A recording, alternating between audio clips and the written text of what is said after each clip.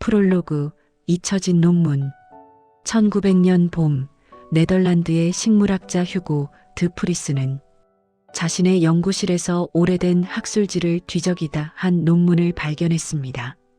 1866년에 발표된 어느 오스트리아 수도사가 쓴 완두콩 교배 실험에 관한 논문이었습니다. 논문을 읽어 내려가던 드 프리스는 충격을 받았습니다. 자신이 수년간 고민해온 유전의 법칙이 이미 34년 전에, 그것도 한 수도원 정원에서 밝혀져 있었던 것입니다. 같은 해 독일의 칼 코렌스와 오스트리아의 에리 체르마크 역시 독립적으로 같은 논문을 발견했습니다. 세 명의 과학자는 각자의 연구를 진행하다가 우연히 같은 진실과 마주쳤고, 그들보다 한 세대 앞서 그 진실을 밝혀낸 인물의 존재를 알게 되었습니다. 그의 이름은 그레고어 멘델. 16년 전 세상을 떠난 브루노 수도원의 평범한 수도사였습니다. 이것은 과학사에서 가장 극적인 재발견 중 하나였습니다. 그리고 그 재발견은 20세기 생명과학의 혁명을 예고하는 신호탄이었습니다.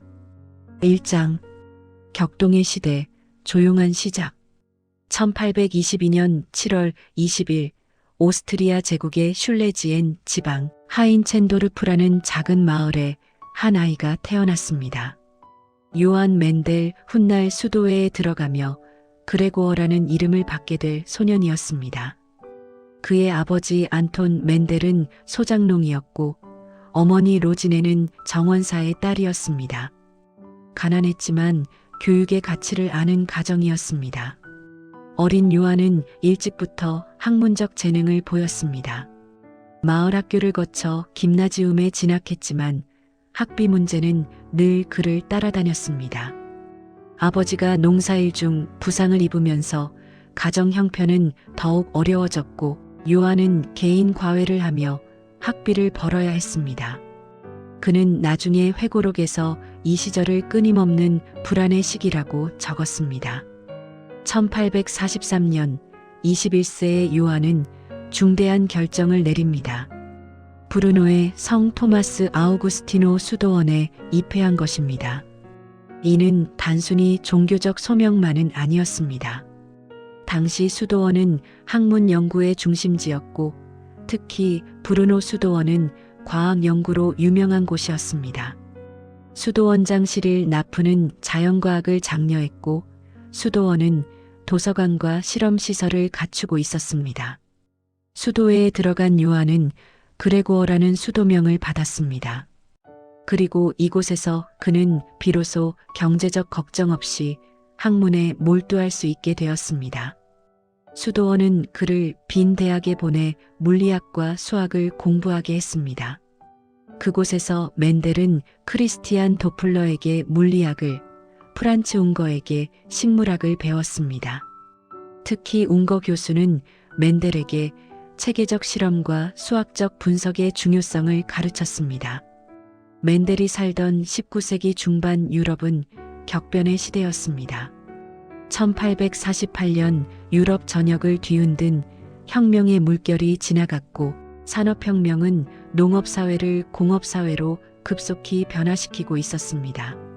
증기기관과 철도가 대륙을 연결했고 전시는 정보의 속도를 혁명적으로 바꾸어 놓았습니다. 과학의 세계도 빠르게 변화하고 있었습니다. 화학에서는 원소의 주기율이 발견되었고 물리학에서는 연력학 법칙이 정립되었습니다.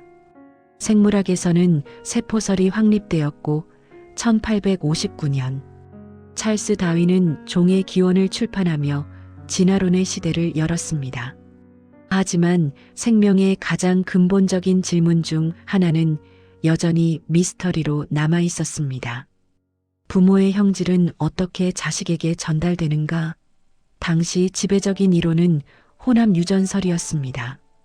피를 섞듯이 부모의 형질이 단순히 혼합되어 자손에게 나타난다는 생각이었습니다. 이 가설은 직관적으로 그럴듯해 보였지만 설명할 수 없는 현상들이 너무 많았습니다. 왜 손자 세대에서 조부모의 형질이 갑자기 나타나는가? 왜 잡종은 때로 부모 중 한쪽을 더 닮는가? 바로 이 질문들에 맨델이 답하게 됩니다. 수도원 정원에서 2장 완두콩이라는 우주. 1856년 맨델은 본격적으로 실험을 시작했습니다. 수도원 정원의 작은 구획, 약 200평방미터의 땅이 그의 실험실이었습니다. 그가 선택한 연구 대상은 완두콩이었습니다. 단순한 선택처럼 보이지만 이는 매우 치밀한 판단이었습니다. 완두콩은 여러 장점이 있었습니다. 첫째, 생육기간이 짧아 1년에 한 세대를 관찰할 수 있었습니다. 둘째, 자가수분을 통해 쉽게 순종을 만들 수 있었고 인공 교배도 어렵지 않았습니다. 셋째, 무엇보다 중요한 것은 분명하게 구별되는 형질들을 가지고 있었다는 점입니다. 씨앗이 둥근가 주름진가, 꽃이 흰색인가 보라색인가, 줄기가 긴가 짧은가 같은 형질들은 중간 형태 없이 명확히 구분되었습니다. 맨델은 7가지 형질을 선택했습니다. 씨앗의 모양과 색, 꼬투리의 모양과 색, 꽃의 색, 꽃의 위치, 줄기의 길이. 그는 먼저 각 형질에 대해 순종 계통을 확보하는 데 2년을 보냈습니다. 서둘지 않았습니다. 기초가 탄탄해야 한다는 것을 알았습니다. 1856년부터 1863년까지 맨델은 약 28,000그루의 완두콩을 재배하고 관찰했습니다. 매일 아침 정원으로 나가 꽃을 인공 수분시키고 자라는 식물을 관찰하고 수확한 씨앗을 분류하고 개수를 세었습니다. 한 수도사가 정원에서 완두콩의 돋보기를 대고 있는 모습은 수도원의 일상적인 풍경이 되었습니다. 실험 방법은 체계적이었습니다. 맨델은 먼저 대비되는 형질을 가진 순종들을 교배했습니다. 예를 들어 둥근 씨앗을 만드는 순종과 주름진 씨앗을 만드는 순종을 교배했습니다. 그 결과 나온 1세대 잡종들은 모두 둥근 씨앗을 만들었습니다. 주름진 씨앗의 형질은 사라진 것처럼 보였습니다. 하지만 맨델은 멈추지 않았습니다. 그는 이 1세대 잡종들을 다시 자가수분시켜 2세대를 만들었습니다. 그리고 놀라운 일이 벌어졌습니다. 사라졌던 주름진 씨앗이 다시 나타난 것입니다. 더욱 놀라운 것은 그 비율이었습니다. 둥근 씨앗과 주름진 씨앗의 비율이 대략 3대1이었습니다. 맨델은 이 패턴이 우연이 아니라는 것을 확인하기 위해 수천 번의 교배를 반복했습니다. 다른 형질들에서도 같은 비율이 나타났습니다. 키 큰 식물과 키 작은 식물, 보라색 꽃과 흰색 꽃 모두 3대1의 비율로 나타났습니다. 여기서 맨델의 독창성이 빛을 발했습니다. 당시 대부분의 생물학자들은 관찰과 기술에 의존했습니다. 하지만 맨델은 빈 대학에서 배운 수학과 물리학을 생물학에 적용했습니다. 그는 단순히 주름진 씨앗이 다시 나타났다고 기록하는데 그치지 않았습니다. 정확히 세었습니다. 7,324개의 씨앗 중 5,474개가 둥글고 1,850개가 주름졌습니다. 비율은 2.96대1, 거의 정확히 3대1이었습니다. 이 수치는 단순한 관찰 기록이 아니었습니다. 그것은 배후에 수학적 법칙이 있다는 증거였습니다. 맨델은 이를 통해 대담한 가설을 세웠습니다. 유전 형질은 입자처럼 독립적으로 존재하며 쌍을 이루어 전달된다는 것입니다. 오늘날 우리가 대립유전자라고 부르는 개념이었습니다. 그는 더 나아갔습니다. 2가지 형질을 동시에 추적하는 실험을 설계했습니다. 예를 들어 둥글고 노란 씨앗을 만드는 순종과 주름지고 녹색인 씨앗을 만드는 순종을 교배했습니다. 2세대에서 나타난 4가지 조합의 비율은 9대 3대 3대 1이었습니다. 이는 각 형질이 독립적으로 유전된다는 것을 의미했습니다. 멘델은 이 모든 결과를 설명하는 우아한 이론을 구축했습니다. 각 형질은 한 쌍의 유전 인자에 의해 결정되며 이 인자들은 생식세포가 만들어질 때 분리됩니다. 그리고 수정 시 다시 쌍을 이룹니다. 한쪽 인자가 다른 쪽을 억제할 수 있으며 서로 다른 형질의 인자들은 독립적으로 유전됩니다. 이것이 오늘날 멘델의 세 가지 법칙으로 알려진 분리의 법칙, 우열의 법칙, 독립의 법칙입니다. 3장 침묵 속에 묻힌 혁명. 멘델은 자신의 발견을 세상에 알릴 준비를 했습니다. 1865년 2월 8일과 3월 8일 두 차례에 걸쳐 브루노 자연과학회 원래 모임에서 발표했습니다. 청중은 약 40명의 지역과학 애호가들이었습니다. 멘델은 8년간의 연구를 차분히 설명했습니다. 수천 그루의 완두콩, 정확한 숫자, 수학적 비율, 그리고 그것이 의미하는 바를. 반응은 미지근했습니다. 몇몇 질문이 있었지만 멘델이 기대했던 열띤 토론은 일어나지 않았습니다. 아무도 이 발표가 생물학의 패러다임을 바꿀 발견이라는 것을 알아채지 못했습니다. 1866년 멘델은 자신의 연구를 논문으로 정리했습니다. 식물 잡종에 관한 실험이라는 제목의 44페이지 논문이었습니다. 이 논문은 브루노 자연과학회 회보에 실렸고 유럽 각지의 약 120개 도서관과 연구소에 배포되었습니다. 멘델의 연구가 당대에 인정받지 못한 이유는 여러 가지였습니다. 첫째, 시대적 맥락의 문제였습니다.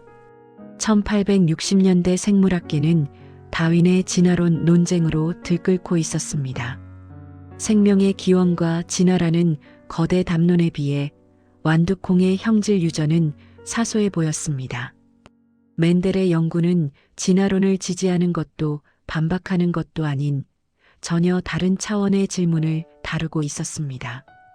둘째, 멘델의 접근 방식이 당시 생물학의 주류와 달랐습니다. 19세기 생물학은 본질적으로 기술적이고 관찰적인 학문이었습니다. 생물학자들은 자연사를 기록하고 종을 분류하고 형태를 관찰했습니다. 하지만 멘델은 통계와 확률을 사용했습니다. 그의 논문은 수식과 표로 가득했습니다. 많은 생물학자들에게 이것은 낯설고 불필요해 보였습니다. 셋째, 멘델 자신의 위치 문제였습니다. 그는 대학 교수도 아니었고 저명한 연구소의 연구원도 아니었습니다. 작은 수도원의 수도사였고 심지어 정식 교사 자격도 없었습니다. 과학계는 언제나 권위에 민감했고 주변부의 목소리는 쉽게 무시되었습니다. 넷째, 세포학과의 연결고리가 보이지 않았습니다. 1860년대에 이미 세포 분열이 관찰되고 있었고 염색체도 막 발견되는 중이었습니다. 하지만 멘델의 추상적인 유전인자와 현미경으로 보이는 세포 구조 사이의 연결은 아직 만들어지지 않았습니다. 멘델의 이론은 물리적 실체가 없는 순수하게 수학적인 모델처럼 보였습니다. 1868년 멘델은 브루노 수도원의 원장으로 선출되었습니다. 이는 명예로운 자리였지만 동시에 그의 과학 연구의 종말을 의미했습니다. 원장으로서 그는 수도원의 행정, 재정, 인사를 책임져야 했습니다. 게다가 1870년대 오스트리아 정부는 수도원에 무거운 세금을 부과하기 시작했고 멘델은 이에 맞서 싸워야 했습니다. 멘델은 가끔 정원에 나가 꿀벌이나 해바라기로 실험을 시도했지만 완두콩 연구와 같은 체계적 연구는 더 이상 할 수 없었습니다. 그는 자신의 연구가 인정받지 못한 것에 대해 쓸쓸해했지만 결코 포기하지 않았습니다. 그는 친구들에게 말했습니다. 나의 시대가 올 것이다. 1884년 1월 6일 그레고어 멘델은 신장병으로 세상을 떠났습니다. 향년 61세였습니다. 브루노의 신문들은 자선적인 원장이자 뛰어난 양봉가로 그를 추모했습니다. 그의 과학적 업적에 대해서는 아무도 언급하지 않았습니다.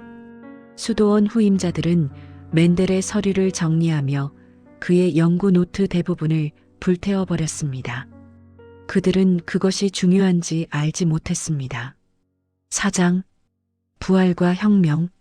멘델이 세상을 떠난 지 16년 후 역사는 극적으로 반전되었습니다. 1900년 3명의 과학자가 거의 동시에 멘델의 법칙을 재발견했습니다. 네덜란드의 휴고 드 프리스는 달맞이꽃을 연구하며 돌연변이를 발견했고 유전 패턴을 추적하던 중 3대1 비율을 관찰했습니다. 논문을 준비하며 문헌을 조사하다가 멘델의 1866년 논문을 발견했습니다. 독일의 칼 코렌스는 옥수수와 완두콩으로 유사한 실험을 하고 있었고 자신의 발견을 발표하기 직전 멘델의 연구를 알게 되었습니다. 오스트리아의 에리 체르마크는 완두콩 교배 실험 중 멘델의 논문을 찾아냈습니다. 세 사람은 1900년 봄 거의 동시에 자신들의 연구 결과를 발표하면서 멘델의 선행 연구를 인용했습니다. 이것이 멘델 법칙의 재발견이라고 불리는 사건입니다. 34년 동안 잊혀져 있던 수도사의 연구가 갑자기 과학계의 중심 무대로 등장한 것입니다. 재발견 이후 멘델의 법칙은 빠르게 확산되었습니다. 1900년대 초 과학자들은 멘델의 원리가 완두콩뿐 아니라 거의 모든 생물에 적용된다는 것을 확인했습니다. 초파리, 쥐, 닭, 사람까지 멘델의 법칙은 보편적이었습니다. 1902년 미국의 월터 서튼과 독일의 테오도르 보베리는 독립적으로 중요한 연결을 만들어냈습니다. 멘델의 추상적인 유전인자가 염색체라는 물리적 실체로 존재한다는 것입니다. 염색체는 쌍으로 존재하고 생식세포를 만들 때 분리되고 수정 시 다시 결합합니다. 마치 멘델이 예측한 그대로였습니다. 1909년 덴마크의 비렐름 요한센이 유전자라는 용어를 만들었습니다. 멘델의 유전인자에 이름이 붙여진 것입니다. 같은 해 영국의 윌리엄 베이트슨이 이 새로운 학문에 유전학이라는 이름을 붙였습니다.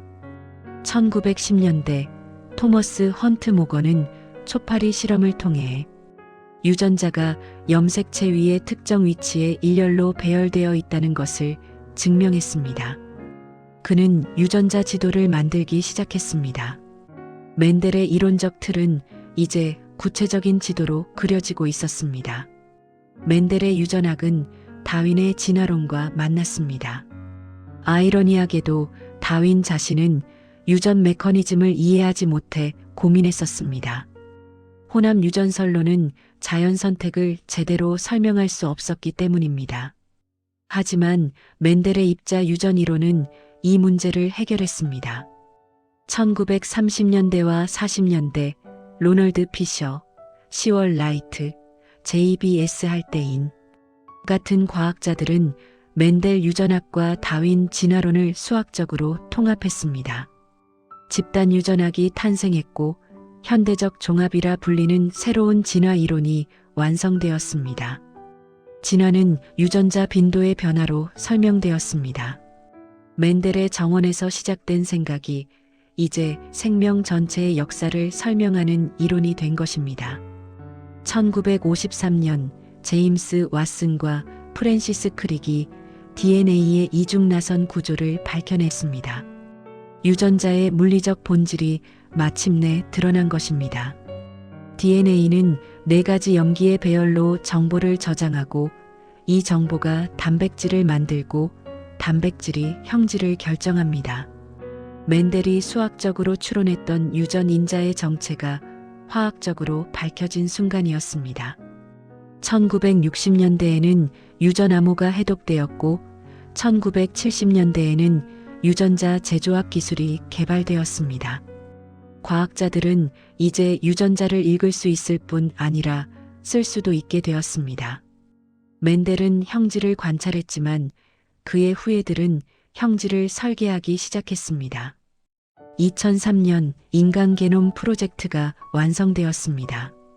30억 개의 염기쌍으로 이루어진 인간의 유전 정보 전체가 해독된 것입니다.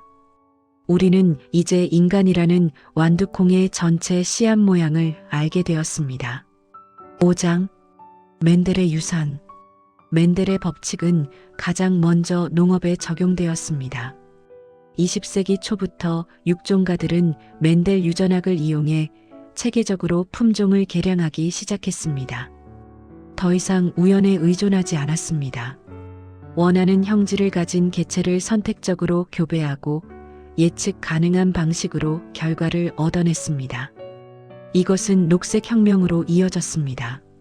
1960년대 노먼 볼로그를 비롯한 과학자들은 멘델 유전학을 이용해 수확량이 높고 병해충에 강한 밀과 쌀 품종을 개발했습니다. 이 새로운 품종들은 수억 명의 사람들을 기아에서 구했습니다. 멘델의 완두콩 정원에서 시작된 발견이 인류를 먹여 살린 것입니다. 오늘날 우리가 먹는 거의 모든 작물은 멘델 유전학을 기반으로 개량된 것입니다. 단맛이 강한 옥수수, 씨 없는 포도, 병에 강한 토마토. 유전자 편집 기술은 이 과정을 더욱 정밀하고 빠르게 만들고 있습니다. 멘델의 법칙은 의학에도 혁명을 가져왔습니다. 20세기 초 의사들은 특정 질병이 멘델 방식으로 유전된다는 것을 발견하기 시작했습니다. 혈우병, 낭포성 섬유증, 겸상적 혈구 빈혈. 이런 질병들은 단일 유전자의 돌연변이로 인해 발생하며 가계도에서 멘델의 법칙을 따릅니다. 이러한 이해는 유전 상담의 기초가 되었습니다. 부모가 특정 유전자를 가지고 있을 때 자녀가 그 질병을 가질 확률을 정확히 계산할 수 있게 된 것입니다. 출생 전 유전자 검사는 이제 일상적인 의료 행위가 되었습니다. 더 나아가 유전자 치료가 가능해졌습니다. 결함이 있는 유전자를 정상 유전자로 교체하거나 문제가 되는 유전자를 끄거나 켜는 것입니다. 2012년 개발된 크리스퍼 유전자 가위 기술은 이를 더욱 쉽고 정확하게 만들었습니다. 멘델이 관찰만 할 수 있었던 유전자를 우리는 이제 편집할 수 있습니다. 개인 맞춤 의료도 멘델 유전학의 연장선에 있습니다. 각 사람의 유전체를 분석하여 질병 위험을 예측하고 가장 효과적인 약물을 선택하고 생활 습관을 조언합니다. 완두콩 한 알 한 알을 세던 멘델의 정밀함이 이제 인간 한 명 한 명의 유전자를 분석하는 정밀의학으로 이어진 것입니다. 멘델 유전학은 현대 생명공학 산업 전체의 토대입니다. 인슐린을 생산하는 박테리아, 형광 단백질을 만드는 쥐, 가뭄에 강한 농작물.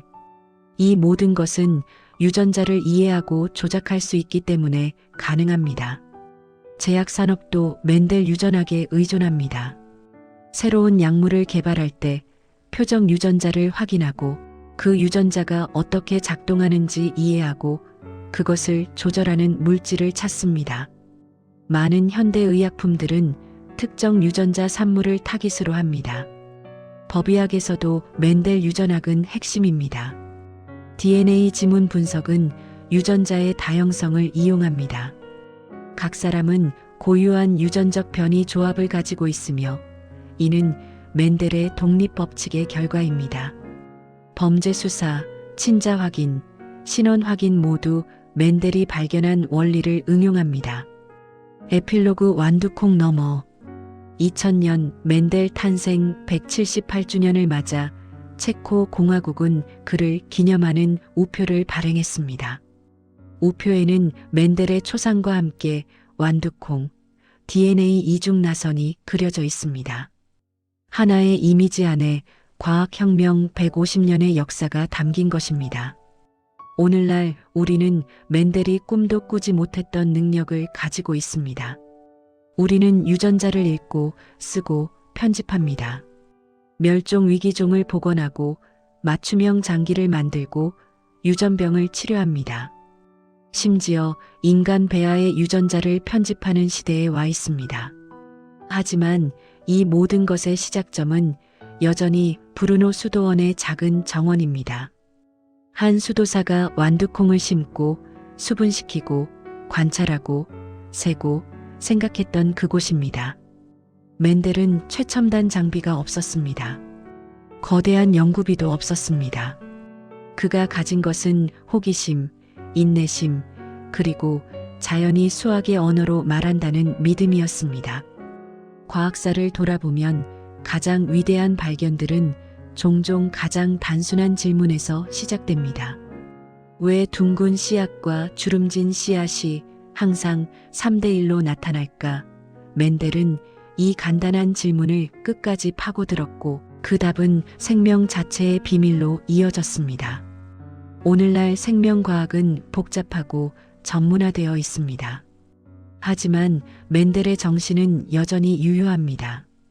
체계적인 관찰, 정밀한 측정, 수학적 분석, 그리고 무엇보다 단순함 속에서 보편적 법칙을 찾으려는 노력. 이것이 멘델이 남긴 방법론적 유산입니다. 그레고어 멘델은 1884년 죽었지만 그의 유전자는 인류의 집단 지식 속에서 영원히 살아 있습니다. 그가 심은 완두콩은 시들었지만 그가 발견한 법칙은 영원합니다. 그는 조용히 살았고 조용히 떠났지만 그가 남긴 혁명은 결코 조용하지 않습니다. 수도원 정원 한켠에 서서 완두콩을 관찰하던 그 수도사의 모습을 상상해 봅니다. 그는 자신이 인류 역사를 바꾸고 있다는 것을 알았을까요? 아마도 그는 그저 자연의 아름다운 패턴에 매료되어 진리를 향한 순수한 호기심을 따랐을 뿐일 것입니다. 그리고 바로 그것이 진정한 과학의 본질입니다. 멘델의 시대는 왔습니다. 그리고 그의 시대는 아직 끝나지 않았습니다. 우리가 유전자를 이해하고 활용하는 한, 우리가 생명의 비밀을 탐구하는 한, 브루노 수도원의 그 조용한 수도사는 여전히 우리와 함께 있습니다. 완두콩 하나하나를 소중히 세던 그의 손길은 이제 전 세계 실험실의 과학자들 손끝에서 계속되고 있습니다. 그레고어 멘델, 시대를 앞서간 과학자, 인정받지 못한 천재, 침묵 속에서 혁명을 일으킨 사람. 그의 이야기는 과학이 무엇인지, 진리가 무엇인지, 그리고 한 사람의 호기심이 어떻게 세상을 바꿀 수 있는지를 보여줍니다. 수도원 정원의 완두콩은 시들었지만 그 씨앗에서 피어난 유전학은 여전히 자라고 있습니다. 그리고 그 성장은 멘델이 예견했듯이 아직 끝나지 않았습니다. 끝까지 경청해 주셔서 감사합니다. 구독과 좋아요는 제작하는데 큰 힘이 됩니다.